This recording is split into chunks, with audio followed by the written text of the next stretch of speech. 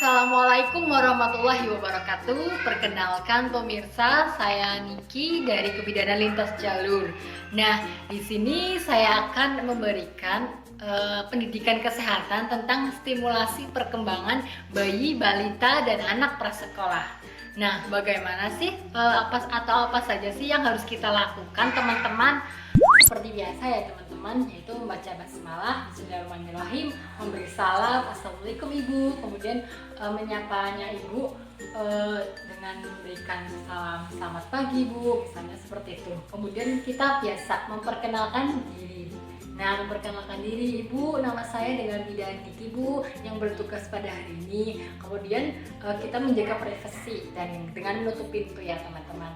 Nah, kemudian selanjutnya kita menjelaskan maksud dan tujuan, yaitu yang pertama, maksudnya di sini Bu, saya akan melakukan pendidikan kesehatan Bu tentang stimulasi perkembangan bayi, balita, dan anak prasekolah. Kemudian tujuannya Bu, agar Ibu mengetahui atau memahami ya Bu tentang stimulasi perkembangan pada bayi, balita, dan anak prasekolah. Dan ibu bisa dapat melakukannya di rumah ya Bu ya. Nah, kemudian setelah itu melakukan inform consent Bu atau persetujuan. Bagaimana ibu, apakah setuju? Oh ya, jika setuju maka kita lakukan ini persepsi teman-teman. Persepsi. Nah, menanyakan kembali bagaimana ibu, maaf sebelumnya, apakah ibu sudah pernah mendapatkan informasi tentang pendidikan kesehatan mengenai stimulasi perkembangan bayi, balita, dan anak prasekolah Bu? Mungkin bisa dari bidan atau tenaga kesehatan lain, atau mungkin dari internet Bu gitu. Nah, ketika misalnya nih sudah ibunya bilang belum mbak ya, kita langsung menjelaskan saja. Nah, baik ibu, yang pertama saya akan menjelaskan ya Bu tentang stimulasi Bu. Nah, di mana stimulasi ini merupakan kegiatan yang dilakukan untuk merangsang kemampuan dasar si anak Bu agar tumbuh kembang anak menjadi optimal. Selanjutnya itu tujuan stimulasi. Di mana tujuan stimulasi ini tentunya agar anak yang banyak mendapatkan stimulasi ini akan lebih cepat berkembang ya daripada anak yang kurang atau bahkan tidak mendapatkan stimulasi sama sekali. Jadi stimulasi dapat juga berfungsi sebagai penguat atau reinforcement. Ya, teman-teman, kemudian kita jelaskan nih untuk jenis kegiatan stimulasi sendiri, yaitu dikelompokkan menjadi 4 macam ya, atau 4 jenis. Yang pertama ada kegiatan stimulasi untuk kemampuan gerak halus atau motorik halus, kemudian motorik kasar atau gerakan kasar ya. Kemudian yang ketiga ada stimulasi kemampuan berbicara, bahasa, dan juga kecerdasan. Dan juga yang keempat ada kemampuan bergaul dan juga mandiri. Selanjutnya kita jelaskan nih teman-teman prinsip dari stimulasi perkembangan, yaitu yang pertama sebagai ungkapan rasa cinta dan kasih sayang, bermain dengan anak sambil juga untuk menikmati kebahagiaan bersama anak. Jadi di sini bisa untuk menjalin kasih sayang ya, atau bonding attachment antara ibu dan anak, antara keluarga dan anak. Kemudian di sini yang kedua yaitu prinsipnya bertahap ya Bu, sesuai dengan perkembangannya. Kemudian di sini juga berkelanjutan serta mencakup 4 bidang atau 4 jenis kemampuan perkembangan yang tadi sudah saya sebutkan ya Bu. Nah, kemudian dimulai dari tahap perkembangan yang telah dicapai anak ya Bu. Jangan memaksakan juga. Kemudian anak selalu diberikan pujian Bu pada saat dia berhasil melakukan sesuatu yang diharapkan. Misalnya, wah hebat ya nak ya, wah kamu pintar ya nak, besok misalnya lagi ya, besok lebih ditingkatkan lagi. Jadi misalnya nih anak nggak bisa, jangan wah kamu ini nggak bisa sih kayak gini. Nah, itu malah akan memberikan mindset yang buruk kepada anak. Nah, selanjutnya yaitu dilakukan dengan wajar ya, tadi tanpa paksaan ataupun hukuman dan juga bentakan nih bila anak tidak mau. Jadi jangan membentak atau berkata-kata kasar, itu malah akan memberikan respon atau feedback negatif ya. Nah, kemudian kita juga bisa Bu menggunakan alat stimulasi alat simulasi itu bisa kita buat sendiri ya melalui alat permainan edukatif, ataupun mungkin kita bisa misalnya yang beli yang sederhana gitu ya Bu.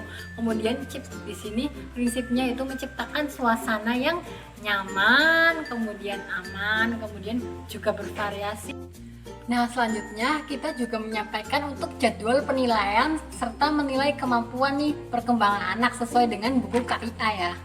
Nah, di sini untuk jadwal dan frekuensinya sendiri, yang pertama untuk anak usia 0 sampai 1 bulan itu ya bisa dilakukan 2 kali. Kemudian untuk anak usia 1 sampai 12 bulan itu tiap 3 bulan sekali, dan juga anak usia 12 bulan sampai 60 bulan itu bisa dilakukan tiap 6 bulan sekali. Nah, selanjutnya kita jelaskan nih, kan tadi ibunya sudah berikan untuk buku kayanya ya. Di sini di buku kaya itu kan ada kotak-kotakan, itu ada sebagai di sini sebagai umur, kemudian di sini kemampuan perkembangan, di sini mampu dan juga tidak mampu. Nah, dimulai dari usia 0 sampai 1 bulan untuk tahap perkembangannya. Yang pertama ada menatap ke ibu, kemudian mengeluarkan suara, tersenyum dan lain-lain. Jika mampu, contreng yang mampu; jika tidak mampu, contreng yang tidak mampu. Kemudian untuk usia anak 1 sampai 3 bulan, perkembangannya yaitu mengangkat kepala tegak ketika tengkurap, kemudian tertawa, kemudian mengamati tangannya gitu. Kemudian 3 sampai 6 bulan itu bisa meniru bunyi, kemudian meraih benda, tengkurap sendiri dan lain-lain. Dan juga usia 6 sampai 9 bulan duduk sendiri, kemudian bisa mengucapkan mama, papa gitu. Kemudian bisa memegang biskuit. Nah, kemudian untuk anak usia 9 sampai 12 bulan tahap perkembangannya ada bisa bermain cilukba, mengimpit benda kecil, kemudian berdiri dan berjalan berpegangan. Nah, kemudian untuk anak usia 1 sampai 2 tahun bisa dilakukan untuk tahap perkembangannya itu bisa menunjukkan dan menyebutkan misalnya nama tempat seperti itu, kemudian bagian tubuh, kemudian naik tangga, coret-coret dan lain-lain. Nah, untuk usia 2 sampai 3 tahun bisa berdiri di atas 1 kaki ya, tanpa berpegangan. Kemudian sudah mulai nih bicaranya, sudah mulai dimengerti, tidak hanya papa, tidak hanya 1 kosakata, 2 kosakata, mungkin 3 atau lebih. Kemudian bisa untuk makan sendiri, kemudian bisa memeluk dan mencium orang-orang terdekat. Nah, yang terakhir usia 3 sampai 5 tahun yaitu bisa melompat-lompat, menggambar, bercerita, kemudian memakai pakaian sendiri. Nah, teman-teman, setelah itu kita mulai nih untuk menjelaskan pada anak usia saat ini. Nah, jika tidak bisa melakukan minimal salah satu dari yang tadi saya sebutkan sesuai umur, misalnya ibu kan ini anaknya tadi umur 12 bulan ya Bu, apakah tadi ibu sudah bisa, anak ibu sudah bisa diajak bermain cilukba, kemudian menjimpit benda kecil, kemudian berdiri dan berjalan berpegangan. Nah, jika salah satunya sudah, maka anak ibu dikatakan pertumbuhan dan perkembangannya itu normal. Nah, ketika misalnya salah satunya tidak bisa melakukan salah satunya, maka dari itu kita menganjurkan untuk segera ke bidan ya, atau dokter atau tenaga kesehatan lain, supaya bisa dilakukan deteksi dini, yaitu melalui pelayanan SDI-DTK atau stimulasi deteksi intervensi dini tumbuh kembang. Nah, di sini setelah itu kita mulai menyimpulkan hasilnya tadi Bu, setelah dilakukan penilaian buku KIA ya. Nah, setelah dilakukan penilaian nih, ternyata misalnya bila anak tidak mampu melakukan untuk kemampuan sesuai kelompok umurnya, mungkin bisa mengalami gangguan perkembangan. Kesimpulannya seperti itu. Namun tadi ketika bisa maka anak tidak memiliki gangguan perkembangan. Nah, di sini kita juga sebagai bidan ya bisa untuk melakukan intervensi berdasarkan hasil penilaian ya. Nah, bila ada kemungkinan mengalami gangguan perkembangan, maka kita bisa melakukan rujukan ke fasilitas kesehatan seperti puskesmas. Nah, di sini kemudian kita mulai untuk menjelaskan nih stimulasi yang bisa dilakukan nih oleh keluarga di rumah ya untuk merangsang perkembangan si anak ya. Di sini berdasarkan buku KIA yang nanti ibu bisa membaca untuk selanjutnya ya Bu, di buku KIA. Yang pertama, menurut umur dan juga kegiatan apa sih yang bisa dilakukan untuk orang tua dan anggota keluarga. Nah, yang pertama pada anak usia 0 sampai 3 bulan bisa kita lakukan dengan sering memeluk dan menimang adik bayi ya Bu, dengan penuh kasih sayang supaya terjadi tadi bonding attachment atau jalinan kasih sayang antara ibu dan anak. Kemudian kita juga bisa menggantung mainan-mainan yang berwarna-warni untuk menstimulasi juga ya Bu. Nah, kemudian bisa juga menatap mata bayi Bu dan juga ajak tersenyum, kemudian ajak berbicara, ajak dia bernyanyi, kemudian memperdengarkan musik seperti musik klasik atau mungkin bisa kita perdengarkan untuk murotal Al-Quran ya kepada bayi. Nah, kemudian pada usia 3 bulan bawa bayi keluar rumah ya, jadi jangan di dalam kamar terus. Supaya apa? Supaya bayi itu bisa mengenal lingkungan sekitar. Nah, kemudian untuk usia 3 sampai 6 bulan bisa kita lakukan rangsangan ya. Yang pertama dengan sering mengelungkupkan si bayi, kemudian yang kedua bisa untuk menggerakkan benda ke kanan atau ke kiri di depan matanya, kemudian bisa untuk memperdengarkan nih bunyi-bunyian seperti itu. Misalnya nih bunyi suara ting ting ting kita buat sendiri. Setelah memperdengarkan bunyi-bunyian, kita melakukan memberikan mainan atau benda ya yang besar dan berwarna. Nah, kemudian untuk usia 6 sampai 12 bulan bisa kita mengajari nih bayi untuk duduk, kemudian mengajari untuk bermain cilukba seperti itu. Nah, kemudian bisa untuk memegang dan memakan biskuit, lalu memegang benda-benda kecil dengan 2 jari seperti itu. Kemudian bisa untuk mengajak bicara sesering mungkin kepada adik bayi. Kemudian mengajarkan untuk latihan mengucapkan mama mama papa papa, dan juga bisa memberikan mainan nih yang bisa dipukul-pukul seperti itu. Nah, kemudian untuk usia 1 sampai 2 tahun yang bisa kita lakukan adalah mengajari berjalan kepada anak itu. Kemudian berjalan naik tangga, kemudian juga bisa untuk mengajarkan anak membersihkan meja, kemudian menyapu, juga bisa untuk membereskan mainan nih anak-anak. Kalau sudah main diberesin ya mainannya, kemudian mengajarkan anak untuk mencoret-coret di kertas, menyebutkan mungkin nama bagian tubuhnya, nama hewan atau nama tumbuhan. Kemudian membacakan cerita atau dongeng nih pada anak, biasanya nih sebelum tidur kita lakukan ya. Kemudian mengajak juga bernyanyi, kemudian juga ada mengajak untuk bermain dengan teman nih, misalnya ada temannya nih kita ajak supaya bisa bersosialisasi seperti itu.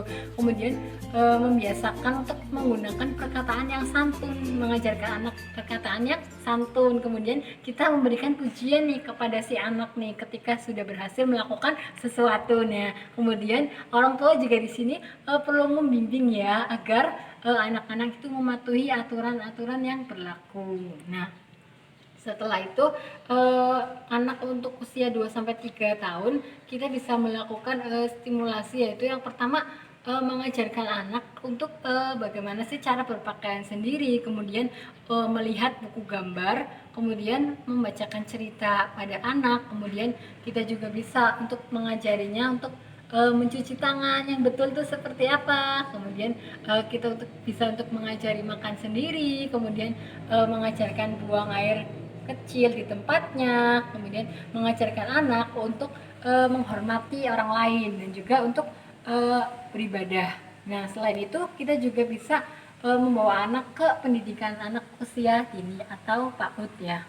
Nah, setelah itu untuk usia 3 sampai 5 tahun bisa kita lakukan, yaitu yang pertama nih meminta anak untuk menceritakan apa sih yang dilakukan, atau mungkin ketika sudah sekolah PAUD tadi apa aja nak, boleh dia cerita tadi bu gurunya ngasih apa aja gitu. Kemudian mendengarkan anak bercerita ya ketika anak berbicara. Kemudian kita juga bisa untuk melakukan jika anak gagap, nah ajari bicara pelan-pelan, melakukan melatih anak untuk berbicara pelan-pelan. Nah, kemudian juga mengajak anak nih untuk mulai melibatkan diri dalam kegiatan bersama, misalnya nak bantu ibu untuk masak ya, nak ayo bantuin ibu untuk ini bersihin ini, ayo bantu gitu. Kemudian mengawasi anak juga ketika bermain ya, karena yang namanya anak-anak ya. Kemudian selanjutnya mengajarkan anak untuk menjaga alat kelaminnya sendiri seperti itu. Kemudian melatih anak untuk tidur terpisah dari orang tuanya ya, dan anak berbeda jenis kelamin. Nah, kemudian membiasakan anak untuk berkata jujur dan juga berterima kasih. Dan juga meminta maaf ketika anak memiliki salah. Nah, di sini selanjutnya kita jelaskan juga untuk figur ayah dan figur ibu, di mana figur ayah sebagai contoh bagi anak laki-laki dan juga figur ibu sebagai contoh untuk anak perempuan. Nah, di sini selanjutnya kita mengembangkan kreativitas anak dan kemampuan bergaul anak. Tadi contohnya bisa dengan melakukan hal-hal yang membuat kreativitas dan juga tadi bersosialisasi dengan anak-anak yang lain. Nah, kemudian untuk anak usia 5 sampai 6 tahun, kita bisa mengajarkan anak untuk bermain sepeda. Nah, dan juga untuk membantu anak nih mengerti urutan kegiatan nih. Contohnya misalnya mencuci tangan itu langkah-langkahnya seperti apa. Kemudian kita juga bisa nih minta anak untuk menceritakan apa yang dilakukannya, kemudian mengajari anak melempar dan menangkap bola dengan dua tangan. Kita jelaskan juga untuk figur ayah dan figur ibu, di mana figur ayah sebagai contoh bagi anak laki-laki dan juga figur ibu sebagai contoh untuk anak perempuan. Nah, di sini selanjutnya kita mengembangkan kreativitas anak dan kemampuan bergaul anak. Tadi contohnya bisa dengan melakukan hal-hal yang membuat kreativitas dan juga tadi bersosialisasi dengan anak-anak yang lain. Nah, kemudian untuk anak usia 5 sampai 6 tahun, kita bisa mengajarkan anak untuk bermain sepeda. Nah, dan juga untuk membantu anak nih mengerti urutan kegiatan nih. Contohnya misalnya mencuci tangan itu langkah-langkahnya seperti apa. Kemudian kita juga bisa nih minta anak untuk menceritakan apa yang dilakukannya. Kemudian mengajari anak melempar dan menangkap bola dengan dua tangan. Kemudian mengajari anak mengenai warna, huruf, angka, dan juga benda-benda yang ada di sekitarnya. Nah, selanjutnya ajak anak nih untuk membantu dalam melakukan pekerjaan rumah seperti menyiapkan bahan-bahan makanan dan sebagainya. Kemudian mengajari anak untuk konsep waktu seperti tahun, hari, jam, bulan seperti itu. Nah, bagaimana Ibu sampai sini? Apakah Ibu ada pertanyaan mengenai simulasi perkembangan anak, Bu? Oh, tidak ada ya, Bu ya. Baik, ketika Ibu sudah mengatakan tidak ada, maka kita melakukan nih evaluasi nih, menanyakan kembali dari pendidikan kesehatan yang telah kita berikan. Nah, misalnya nih tadi usia anak 1 bulan atau 12 bulan atau 1 tahun, tadi stimulasi dari keluarga seperti apa, Bu? Nah, ketika Ibu sudah bisa menjawab, maka Ibu itu dianggap sudah paham dengan apa yang tadi kita jelaskan. Nah, setelah sudah selesai, jangan lupa teman-teman kita mengucapkan alhamdulillah ya, mengucapkan hamdalah, kemudian mengucapkan terima kasih kepada Ibu untuk waktunya dan kerjasamanya. Nah, setelah itu kita melakukan pendokumentasian hasil yang tadi kita telah laksanakan ya. Nah, seperti tanggal, jam, isi, kemudian tanda tangan dan juga nama terang. Nah, demikian teman-teman apa yang bisa dapat saya sampaikan tentang pendidikan kesehatan stimulasi perkembangan bayi, balita, dan anak prasekolah. Mohon maaf apabila masih banyak kekurangan. Terima kasih.